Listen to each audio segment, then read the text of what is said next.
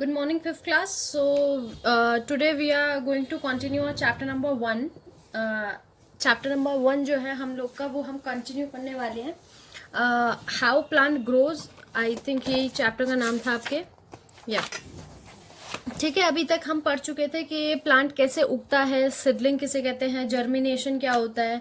ठीक है, अब हम पढ़ेंगे डिस्पर्सल ऑफ सीड्स, यानी सीड्स कैसे एक जगह से दूसरी जगह ट्रैवल करते हैं, यानी क्या क्या तरीके होते हैं जो एक जगह से दूसरी जगह सीड पहुंच जाता है. ठीक है, बहुत सारे तरीके होते हैं.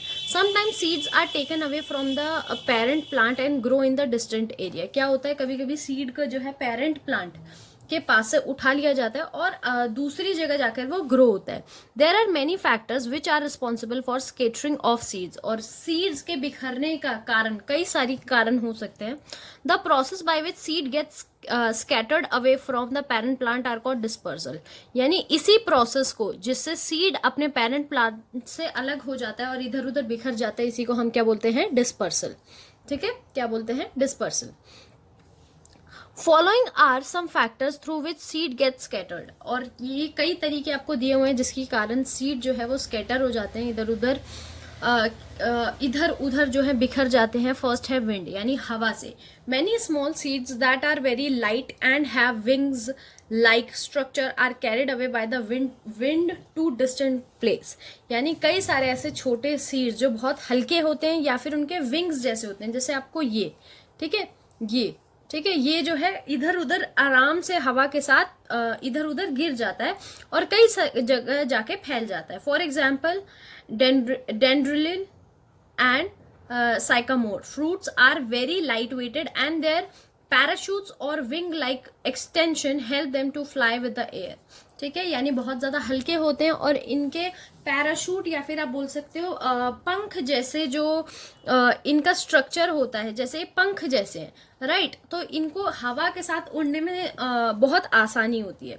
हेरी cotton seeds that are very light also get disperse by wind. और हेरी कॉटन जिसको हेरी कॉटन बोलते हैं, जैसे हवा मतलब कॉटन जो जिसके जैसे बाल हो, कॉटन जैसे बाल, जैसे ये है हेरी कॉटन. ठीक है, ये जो है बहुत ही जल्दी विंड के साथ डिस्पर्स हो जाता है, उड़ जाता है. Water. The seeds of aquatic and coastal plants get dropped into और near water bodies.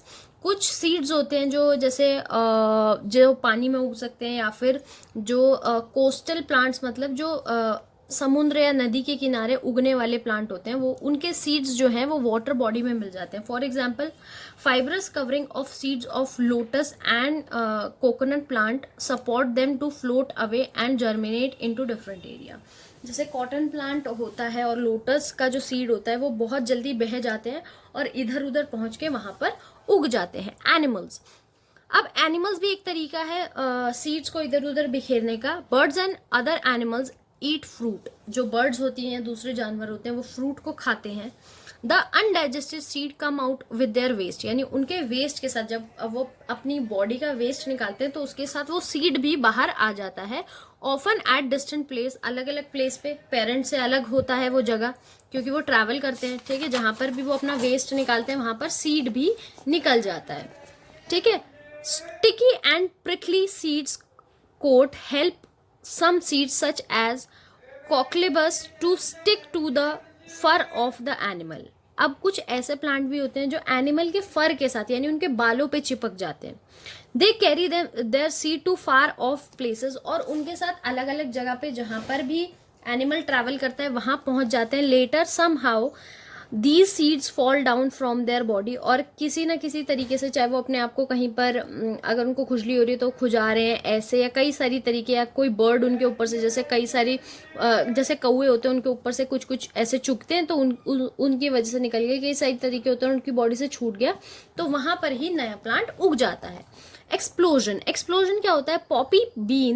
Poppy pea and bean seeds are the fruit that scattered their seeds by explosion. Explosion मतलब ऐसे वो प्लांट जो है वो मतलब ऐसे फटता है और उसके सीड्स जो है इधर उधर बिखर जाते हैं.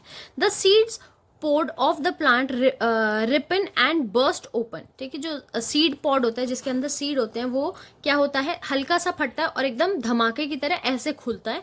And forcibly shoot the seeds into different direction, और सीड्स को इधर उधर फेंक देता है। ठीक है, ये तरीके हैं हमारे के सीड कैसे इधर उधर डिस्पर्स हो सकता है।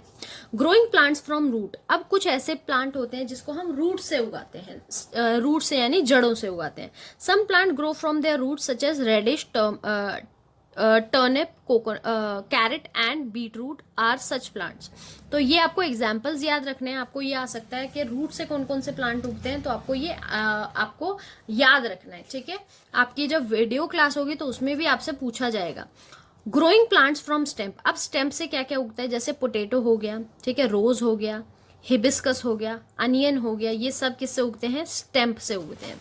ठीक है, थर्ड है ग्रोइंग प्लांट फ्रॉम लीव्स, अब लीव से यानी अपने पत्तों से कौन सा उगता है। ठीक है, जेड, रेक्स, बेगोनिया एंड बायोफेलस। ठीक है, बायोफेलस एक प्लांट का नाम होता है। ठीक है, वो क्या है, प्लांट जो है अपनी पत्तियों से उगता है। देखो आपने पत्तियों के आसपास देख रहे हो छोटे छोटे छोटे छोटे छोटे छोटे नए प्लांट है ये।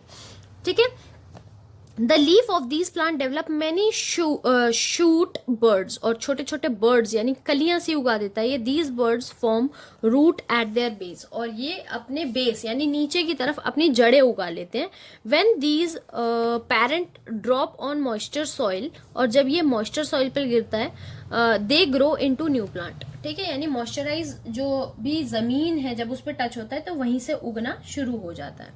ठीक है, आपको ये फिलअप दिए हुए हैं, ये आपको खुद करने हैं, आपको मैम जो है वो नहीं कराएंगे ये फिलअप। ठीक है, आपको खुद से करने हैं। The number of same kind of plants grow in the field of particular area and in the particular season on to fulfil the need of food is called crop. यानी एक सेम प्लांट को जब बड़ी field पर उगाया जाए, ठीक है, एक पर्टिकुलर एरिया पे उगाया जाए सीजन के हिसाब से, जैसे चावल का सीजन हो गया, गेहूं का सीजन हो गया, उस हिसाब से उगाया जाए, उसको हम क्रॉप्स बोलते हैं। इसको एग्रीकल्चर में काउंट किया जाता है। ठीक है, यानी हमने एक या दो प्लांट नहीं उगाए जैसे हम घर में करते हैं, हमने बड़ी फील्ड पर एक साथ सेम चीजें उगाई हैं तो उसको क्रॉप बोलते हैं।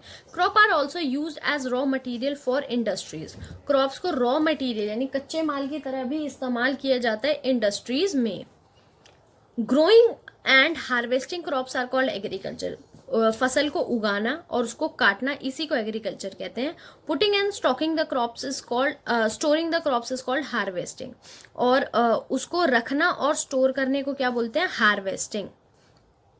We get food and different raw material from agriculture, हमें खाना मिलता है और कई सारे रॉ मटेरियल यानी कच्चा माल मिलता है। जैसे गेहूं मिलता है, वो कच्चा हुआ, ठीक है, जब आप उसको पिसवाते हो, फिर उसको घर लाते हो, फिर आटा गूंथते हो, फिर रोटी बनाते हो। ठीक है, तो गेहूं जो है वो कच्चा माल है। जैसे sugar cane is use as raw material for sugar and jaggery, यानी गुड़ और चीनी के लिए जो रॉ मटेरियल होता है उसको बोलते हैं शुगर केन यानी गन्ना। There are different crops grown in India in different season, India में कई सारे अलग अलग सीजन में कई सारी अलग अलग क्रॉप जो है वो ग्रो की जाती हैं। Rabi crops are grown into November to April, rabi crop जो होती है वो नवंबर से अप्रैल तक उगाई जाती है। ठीक है, और क्या होती है, wheat, barley, legumes and some examples of rabi crop. ठीक है, जैसे वीट हो गया, बार्ले हो गया, लेगस हो गया, ये कुछ एग्जाम्पल होते हैं राबी क्रॉप्स के। These crops are sown in winter and harvested in spring, इनको विंटर में उगाया जाता है और स्प्रिंग में काट दिया जाता है। ठीक है, वो उग जाते हैं प्रॉपरली और फिर उनको काट दिया जाता है। ठीक है, अब आते हैं खारिफ क्रॉप पे। खारिफ क्रॉप क्या होती है, kharif crop are grown from June to October. Kharif crop यानी ये गर्मियों की फसल होती है, इसको जून में उगाया जाता है भरी गर्मी में और अक्टूबर में काटा जाता है।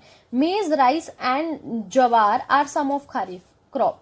मेज, राइस और जवार यानी चावल, मक्का और जो जवार होते हैं उसको खारिफ क्रॉप में काउंट किया जाता है। In mountain area farmers practice terrace और स्टेप फार्मिंग। क्या होता है, माउंटेन एरिया में जो फार्मर होते हैं वो या तो मतलब वो टेरेस या उसको स्टेप फार्मिंग भी कहते हैं, उसको प्रैक्टिस करते हैं। यानी पहाड़ को जो है स्टेप्स में काट लिया जाता है। ठीक है, ऐसे स्टेप्स में जो है वो काट लिया जाता है और उसके बाद वहां फार्मिंग होती है। ठीक है, they make step by cutting the mountain side, mountain की साइड को जो है वो काट लेते हैं और उसी को बोलते हैं टेरेस फार्मिंग, या फिर आप स्टेप फार्मिंग भी उसको बोल सकते हैं। ठीक है। In the hilly area of Assam and Darjeeling tea plantation are also grown by terrace farming. और हिली एरिया में जैसे आसम है, दार्जिलिंग है, जहां पर टी उगाई जाती है, चाय उगाई जाती है, वहां पर भी क्या होता है, फार्मिंग जो होती है वो टेरेस फार्मिंग के फॉर्म में ही होती है। टू गेट हेल्दी क्रॉप्स के लिए क्या होता है, एक फार्मर को क्या चाहिए होता है, एक तो हेल्दी सीड्स होने चाहिए, राइट। अगर सीड जो है वो हेल्दी नहीं है तो उसकी फसल भी जो है वो हेल्दी नहीं होगी। फर्टाइल सॉइल यानी उपजाऊ सॉइल होनी चाहिए, और सही मात्रा में जो है उसके अंदर खाद डली होनी चाहिए। सही अमाउंट में पानी होना चाहिए ताकि क्रॉप्स को इरिगेट यानी जो पानी उसको चाहिए उसको इरिगेशन बोलते हैं, वो किया जा सके। और एग्रीकल्चर टूल्स और मशीन का इस्तेमाल करना चाहिए ताकि इस फसल को नुकसान ना हो। ठीक है बेटा, आपको यहाँ पर स्टेप्स दिए हुए हैं, स्टेजेस दिए हुए हैं एग्रीकल्चर के। जब भी आपका एग्रीकल्चर वाला क्वेश्चन आएगा तो आप ये पिक्चर जरूर ड्रॉ करेंगे। ठीक है, आपका जो चैप्टर नंबर 1 है वो यहीं पर फिनिश होता है साइंस का।